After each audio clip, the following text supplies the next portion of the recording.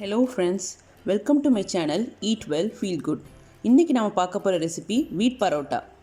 இந்த வீட் பரோட்டா எப்படி செய்யலான்னு பார்க்கலாம் வாங்க. ஃபஸ்ட்டு ஒரு மிக்சிங் பவுலில் 3/4 கப் தண்ணி ஊற்றிக்கோங்க.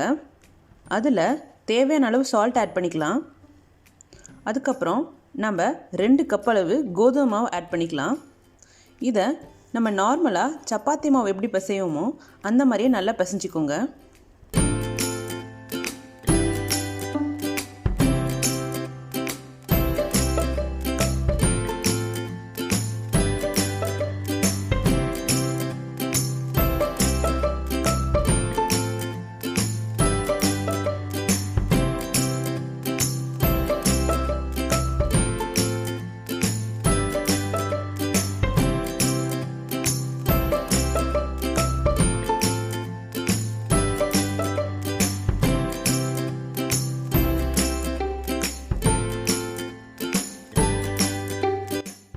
மாவு பார்த்திங்கன்னா நல்லா சாஃப்டாக பிசைஞ்சாச்சு.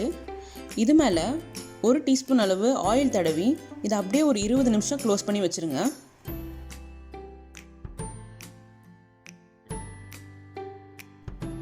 இப்போ 20 நிமிஷம் ஆயிடுச்சு. மாவு எப்படி இருக்குன்னு திறந்து பார்க்கலாம். இது நல்லா சாஃப்டாக இருக்குது. இதை மறுபடியும் ஒரு 5 மினிட்ஸ் நல்லா பிசைஞ்சு விட்டுக்கோங்க.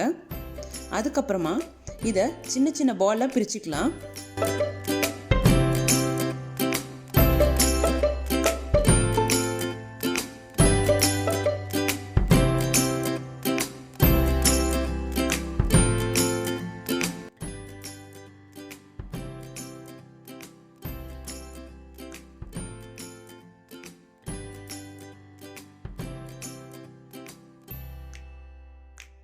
நான் எடுத்திருக்க மாவு அளவில் பார்த்திங்கன்னா ஒரு 8 பரோட்டா போடலாம். அடுத்து சப்பாத்தி தேய்க்கிறதுக்கு கொஞ்சமாக மாவு எடுத்து தூவி விட்டுக்கோங்க. அதில் நம்ம பிரித்து வச்சுருக்க சப்பாத்தி மாவு எடுத்து வச்சு நம்ம நார்மலாக சப்பாத்திக்கு எப்படி தேய்ப்போமோ அந்த மாதிரியே தேய்ச்சிக்கோங்க.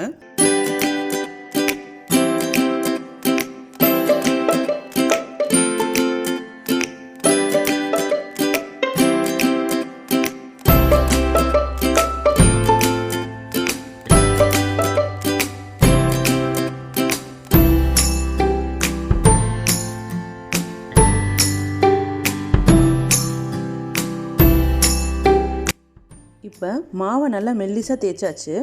இதுக்கு மேலே கொஞ்சமாக ஆயில் தடவிக்கோங்க. ஆயிலை தடவிட்டு அது மேலே கொஞ்சம் மாவு தூவி விட்டுருங்க.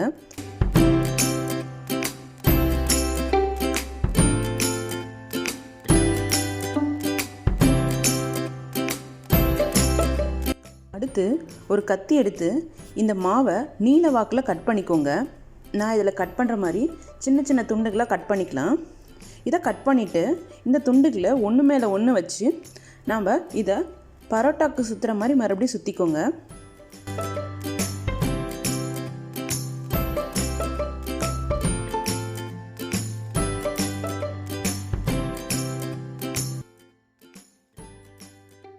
இப்போ இதை சுற்றி விட்டுட்டு அதோட எண்டெல்லாம் அடியிலே வச்சு நல்லா அழுத்தி விட்டுக்கோங்க. அப்போ தான் உங்களுக்கு அது பிரிஞ்சு வராமல் இருக்கும். சுற்றி வச்சதும் மாவை நம்ம மறுபடியும் தேய்ச்சிக்கலாம். இப்போ தேய்க்கும் போது மாவை ரொம்ப அழுத்தம் கொடுத்து தேய்க்கக்கூடாது. ரொம்ப அழுத்தம் கொடுத்து தேய்ச்சிங்கன்னா மாவு எல்லாமே ஒட்டிரும். அதுக்கப்புறம் உங்களுக்கு பரோட்டா மாதிரி லேயராக வராது. ஸோ லேசாக தேய்ச்சிக்கோங்க.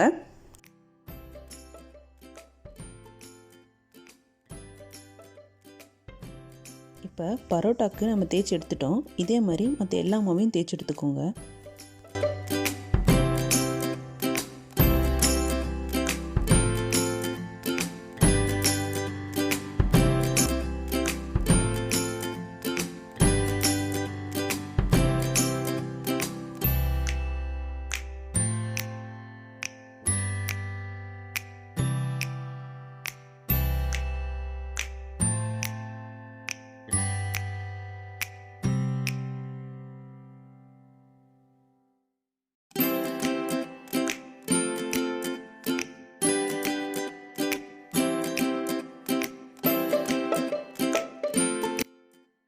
இப்போ பரோட்டா மாவை தேய்ச்சி எடுத்தாச்சு.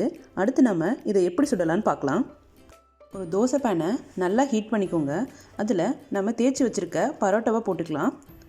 இதை ஒரு சைடு ஒரு 2 மினிட்ஸ் குக் பண்ணிவிட்டு அதை திருப்பி போட்டுக்கோங்க. இப்போ அது மேலே லேசாக நம்ம எண்ணெய் தடவி விட்டுக்கலாம். இதே மாதிரி நம்ம திருப்பி போட்டு இன்னொரு பக்கமும் ஆயில் தடவிக்கலாம். இது 2 சைடும் நல்லா வெந்ததுக்கப்புறமா நம்ம இதை எடுத்து வச்சிடலாம்.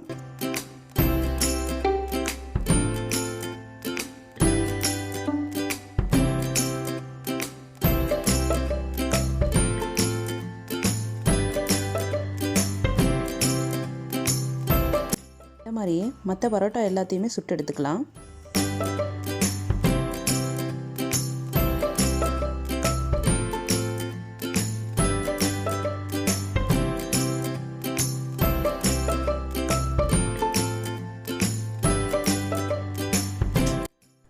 பரோட்டா கொஞ்சம் ஆறுனதும் அதை எடுத்து நல்லா கையில் இந்த மாதிரி அடித்து விட்டுக்கோங்க.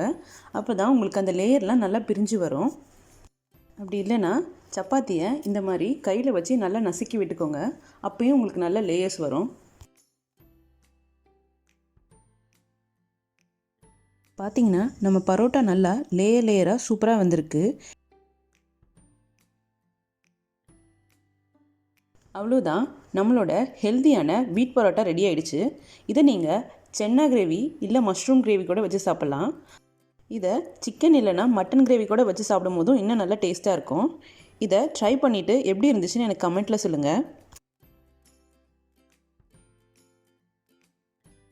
இந்த ரெசிபி உங்களுக்கு எல்லாருக்கும் பிடிச்சிருந்துச்சின்னா இந்த சேனலுக்கு லைக் அண்ட் சப்ஸ்கிரைப் பண்ணுங்கள்.